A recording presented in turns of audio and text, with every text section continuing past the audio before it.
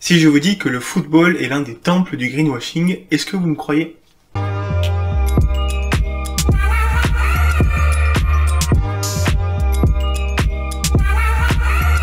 Salut à tous, j'espère que vous allez très bien. Bienvenue dans cette nouvelle vidéo où on va aborder un sujet qui sera important dans le futur de la chaîne, un sujet qui me tient particulièrement à cœur, l'écologie dans le sport et plus précisément l'écologie dans le football. Alors dans cette vidéo, on va le faire un petit peu en entonnoir, on va d'abord parler d'écologie, puis de la place du football dans l'écologie, et enfin des sujets de vidéos qui seront abordés dans le futur de la chaîne. Alors, avant toute chose, ça me fait très plaisir de faire cette vidéo qui me permet de combiner deux de mes passions, le football et l'écologie. En plus, l'écologie, ça me tient à cœur dans le sens où je travaille dans ce domaine dans mon activité professionnelle. Par contre, ça fait pas du tout de moi un expert, donc je vais vous orienter dans les commentaires avec pas mal de liens sur des contenus bien plus détaillés et plus précis que les miens. On a notamment la chaîne YouTube du Réveilleur en vulgarisation, les conférences de Jean-Marc Jancovici, pas mal de liens sur LinkedIn, le site et les rapports du GIEC sur le climat. Voilà, si le sujet vous intéresse vraiment, allez surtout fouiller ces ressources-là, moi je vais vous faire un résumé aujourd'hui. Donc, en moins de 2 minutes, pourquoi on parle autant d'écologie aujourd'hui? Donc, la Terre, c'est un système qui est très complexe, qui est étudié depuis des décennies par de nombreux experts, notamment le GIEC, qui étudie globalement les activités humaines et leurs impacts sur la planète. Donc, depuis quelques décennies, voire quelques siècles, les activités humaines se sont beaucoup développées, d'un côté, puisque le nombre d'êtres humains augmente énormément, on est 7 milliards aujourd'hui, on sera 9-10 milliards en 2050, de l'autre, parce qu'on a trouvé des énergies abondantes sur Terre à l'époque et qui sont très efficaces, telles que le charbon et le pétrole, mais qui ont malheureusement des impacts environnementaux assez importants. Donc les activités humaines se sont beaucoup développées dans une société donc de mondialisation et basée notamment sur la croissance, et ça a des impacts sur la planète. Alors d'un côté on a la raréfaction des ressources, notamment les minerais, un effondrement de la biodiversité qui est réel, malheureusement de très nombreuses espèces qui disparaissent chaque année, et enfin surtout un sujet dont on parle énormément, il y a un réchauffement climatique qui est induit par une émission trop élevée de gaz à effet de serre. Alors l'effet de serre, vous en avez sûrement déjà entendu parler à l'école ou à la télé, c'est ce qui fait globalement que la température à la surface de la Terre est de 15 degrés, donc vivable pour nous, et pas de moins 19 degrés par exemple. Alors en très résumé, le soleil émet des photons, donc un rayonnement solaire qui est reçu par la planète Terre, un tiers de ce rayonnement est renvoyé directement vers l'espace, les deux autres tiers sont absorbés par l'atmosphère, les océans ou le sol. En échange, la Terre émet un rayonnement infrarouge, donc qui est renvoyé vers l'espace, et grâce à l'effet de serre, donc à des gaz à effet de serre, typiquement la vapeur d'eau, celui-là on l'oublie souvent mais c'est le principal gaz à effet de serre sur Terre, le CO2, le méthane, et encore d'autres gaz un petit peu moins connus, il y en a une partie de ce rayonnement infrarouge qui est réémis vers la Terre et c'est ce qui chauffe la planète. Alors, à la base, l'effet de serre, c'est très bien, c'est ce qui permet de garder une température suffisamment élevée sur Terre pour que les êtres humains, typiquement, puissent vivre. Malheureusement, c'est un équilibre qui est assez fragile, et donc aujourd'hui, les activités humaines émettent beaucoup de gaz à effet de serre, le CO2, le méthane par exemple, au point que ça entraîne un réchauffement de la planète qui peut devenir dangereux pour la biodiversité et pour l'espèce humaine à terme. Face à cette situation, il y a deux grands types de réactions. Les premières, c'est la mitigation, donc c'est à long terme essayer de prévoir un système dans lequel on émet moins de gaz à effet de serre, arrêter les énergies fossiles, arrêter le gaspillage, trouver des solutions notamment contre la déforestation.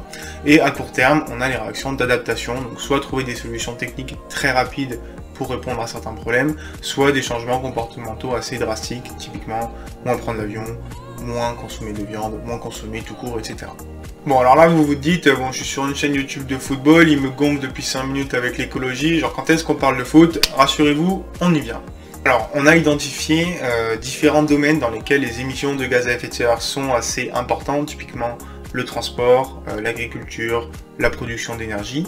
Et donc le football ou le sport en général, c'est vraiment une catégorie émettrice de gaz à effet de serre, mais elle rentre un petit peu dans tous ces domaines. Les joueurs de foot, ils doivent se déplacer, manger, etc.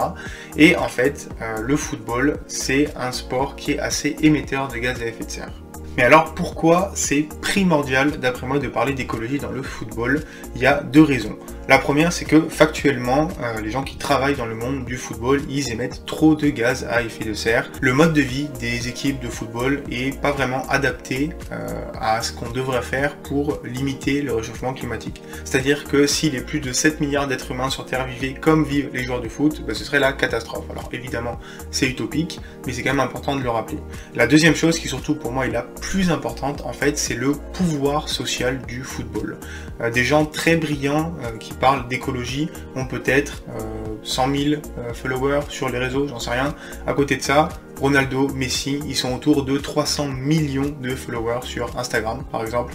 Donc près de 5% de la population mondiale suit ces joueurs. Et donc, si eux décident de changer les choses, de transmettre cette volonté de plus respecter l'environnement par exemple, ça va être beaucoup plus facile d'emmener tout un groupe de personnes à changer leurs habitudes. Donc c'est principalement pour cette seconde raison, je trouve que c'est important d'en parler. Le pouvoir éducationnel du foot est gigantesque à mon sens. Mais alors, qu'est-ce que vous allez voir sur la chaîne Au Café du Sport prochainement par rapport à l'écologie et au football? Il va y avoir des vidéos assez nombreuses et de tout type. On va faire des études cas par cas, notamment de certains clubs, notamment des clubs français, des clubs de première ligue ou des clubs anglais en général. J'ai un premier thème qui va sortir dans pas longtemps sur un club assez connu en Angleterre qui est très avancé sur les questions écologiques. On va également faire des vidéos que je vais dire thématiques. On va prendre par exemple les modes de vie des footballeurs et voir comment on pourrait les changer pour qu'ils soient plus respectueux de l'environnement. On va également parler des infrastructures et de tout ce qui tourne autour des clubs, les stades de foot, les stades d'entraînement, la production, la consommation d'énergie dans les stades de foot, pour donner un ordre d'idée. On a par exemple Bodø Glimt en Norvège qui a décidé donc de construire prochainement un nouveau stade de foot en bois. C'est un sujet super intéressant. On va également parler d'argent, puisque l'argent c'est quand même un sujet central sur le foot, à mon grand regret, mais bon, c'est comme ça. On va parler des grands pollueurs qui s'investissent dans le football, exemple typique, le rachat de Newcastle par l'Arabie Saoudite. On a également le streaming qui va être un sujet intéressant, ou encore les sponsors, voire même les sites de paris. Et on va enfin parler du rôle du supporter dans toute cette histoire. J'essaierai de faire quelques vidéos là-dessus. Je suis convaincu que les supporters ont leur rôle à jouer dans l'amélioration du football vis-à-vis des questions écologiques. Dans tous les cas, on essaiera de faire donc des vidéos assez chiffrées, sourcées, avec beaucoup de faits pour que je puisse essayer de vous montrer dans tout ce qu'on dit, qu'est-ce qui est vrai, qu'est-ce qui est faux, qu'est-ce qui est du greenwashing, qu'est-ce qui au contraire est une action vraiment très importante, essayer de vous transmettre principalement des ordres de grandeur, et ça c'est quelque chose qui est assez important pour moi. Voilà, on s'arrête là pour aujourd'hui, je voulais pas faire une vidéo trop longue, c'était vraiment une vidéo d'introduction. J'espère qu'elle vous aura plu, j'espère que ce sujet vous intéresse et que vous continuerez à regarder ces vidéos sur la chaîne. Si c'est le cas, n'hésitez pas à me le dire en commentaire, à liker la vidéo, à la partager, je pense que c'est un sujet vraiment très important. Pourquoi pas vous abonner et activer la petite cloche. On va parler prochainement d'un autre sujet sur le football. Je ne vais pas me mettre qu'à parler uniquement d'écologie sur la chaîne, mais ça va être un sujet quand même assez récurrent dans les prochains mois, peut-être prochaines années. Du coup, encore merci d'avoir regardé cette vidéo et je vous dis à très bientôt pour parler foot. Ciao, ciao tout le monde.